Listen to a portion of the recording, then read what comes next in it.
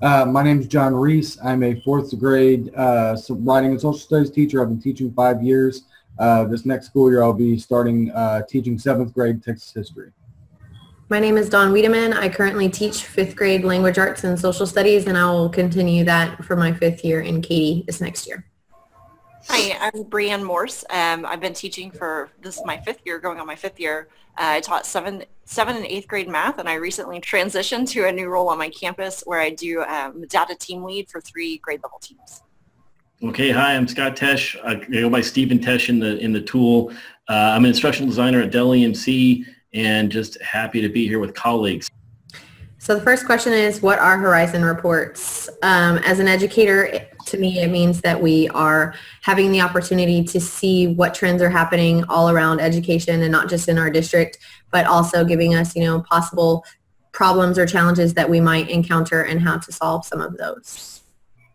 I mean, basically it's a giant collection of different research from different universities, museums, all kinds of technology companies, basically a global project to help innovate technology into the classrooms.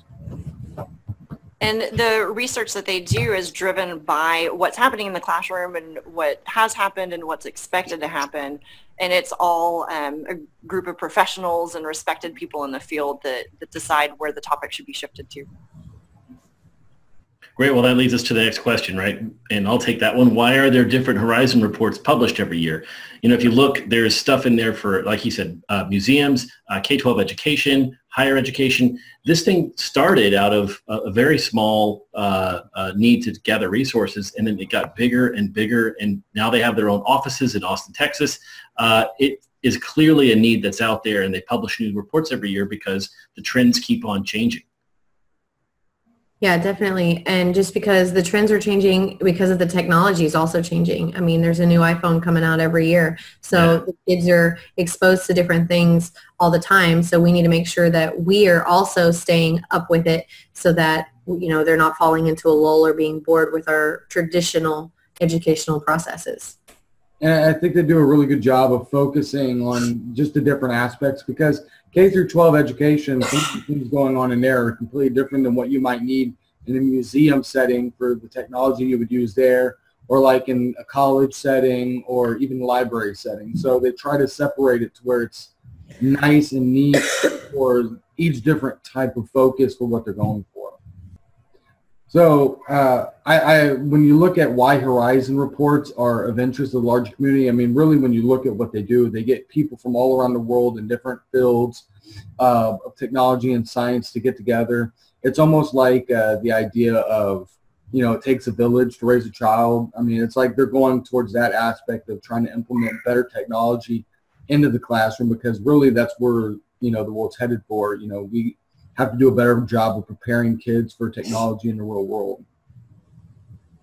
Definitely. Because like you said, the kids are going to be using technology in the future, even if they're not using it in the classroom. Just thinking of us as graduate students ourselves, we're constantly on the computer using Blackboard or emailing or just even writing our papers out, because it's no longer pen and pencil and turn it in. We have to be able to use certain functions that are technology based only.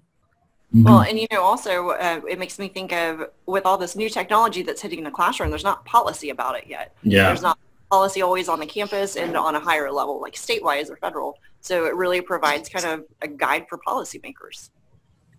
Yeah, I was surprised to see the administrator part of it, but that's a huge part of these reports, right, is providing resources for administrators. So my question was, what information do the Horizon reports offer? And it's a pretty thorough view of past trends and what's on the horizon. And they break it down in some pretty readable and accessible ways with the short-term topics, the midterm and the long-term themes. And then they look at the challenges and they look at them as solvable, difficult, and my favorite, which is wicked. It makes me think this was really from Boston and maybe not Austin. And they look at the historical trends and challenges and developments that are on the horizon. So I like that it also does it from K to 12, because coming from the middle school setting, which is what I did for 3 years, into the elementary school setting, there's certain things that are different just because of their developmental stage. So to be able to see like what the trends are from K to 12, you know, you can see like where they might be coming from or where they might end up. So that might also help you to transition the way that you're teaching them so that you can meet the expectation of that older grade level. And I mean, I've even been told, a lot of people have told me when I talk to them about I'm transitioning from elementary to middle school, they talk about the idea that you still need to focus on the fact that things that work in elementary school, or if you push it the right way, will still work in middle school. Yeah, definitely. You're putting it into the right mindset for the kids. So that's, I mean, and I've seen that stuff that worked with kindergarten teachers. I implemented into my 4th grade classroom, and it worked just as good as it did in kindergarten. It's just how you approach it and how you use it. That's the big difference. Definitely. You get All to kids love stickers. Very big thing. They do. Cool. So that brings us to this discussion point. How do Horizon reports engage with ISTE standards? And, you know, as we look at it, there's 3 standards that we were asked to look at. I guess let's start with the teaching one. What do you think, John? Facilitate and inspire student learning and creativity. Well, I mean, when you look at it, that's exactly what Horizon is there for. It's there to inspire, you know, the creativity and learning of the students. You know, one of the different types of learning that kids have is through technology. So you just have to find that right way to engage the kids. I mean, if you use technology correctly, you can hit multiple learning, you know, with, you'll have some of the kids that are kinesthetic. You might be able to use technology to get them up and out of their seat. You might get some of the kids who are visual learners. This really works for them. Even, you know, if you do things with music and sound through technology, it's just crazy how many different types of learners you can hit with the kind of stuff they talk about in these reports using technology. I definitely agree with that, just because like thinking of students who have ADHD to being able to implement that technology where it is fast and you can change it quickly, and you know, you have the opportunity where even if they're within the program, you can change it for them so that it works to their particular learning style. So you can still use the same content, but you can implement it in different ways. So. Yeah, you know, looking at the standards, I see knowledge constructor as well and computational thinker. Just one of the reports that was in there was about coding as a new thing in 2017 for K-12. You can't get more computational than that. It's clearly on the cutting edge of what teachers need. The only thing I wish that they could do is engage more with corporate learning, because I don't see a whole lot there for that. But, you know, as long as I can get high ed, I'll be happy. The coding thing is really cool. Like I actually was in charge of coding at our school this year, and you know, they make it seem like a game. So that's one great thing about technology, is that the kids don't even realize that they're learning things. And same thing like with abcmouse.com and things like that. The kids don't realize they're learning. They feel like they're playing games. Yeah. So you know, that's part about the incorporation of technology, I think. You know, it can be so submersive, like they're in the game, they're in the environment, and it does almost feel sometimes like you're tricking them into learning. I mean, I didn't realize Oregon Trail was a learning game until I was older. So true. I mean, I know, Scott, I know a big thing for you because you work with grown-ups. Yeah. So your big thing is you would love to see this kind of stuff get implemented at the earlier ages, so by the time the kids are getting where, you know, they're adults and they're having to work with youth. I mean, this is a big deal.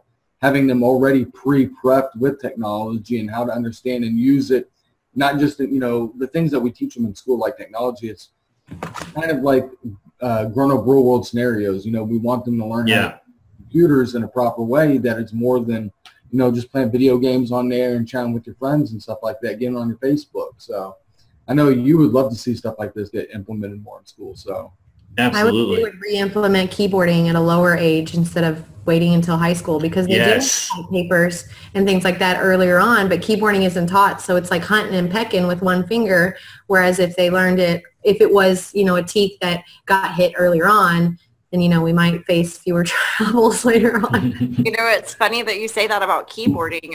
Our platform is totally online. All of our curriculum is online for the program that we teach. And you should see 7th graders hit caps lock, hit a button, and then uncaps lock. They don't know about shift. They don't know that that's what it does.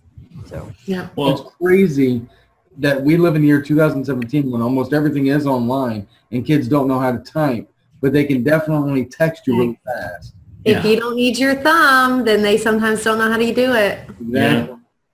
Well, guys, I think we're out of time. We might get kicked off of Zoom any second. So want to say thank you to everybody and really appreciate the discussion.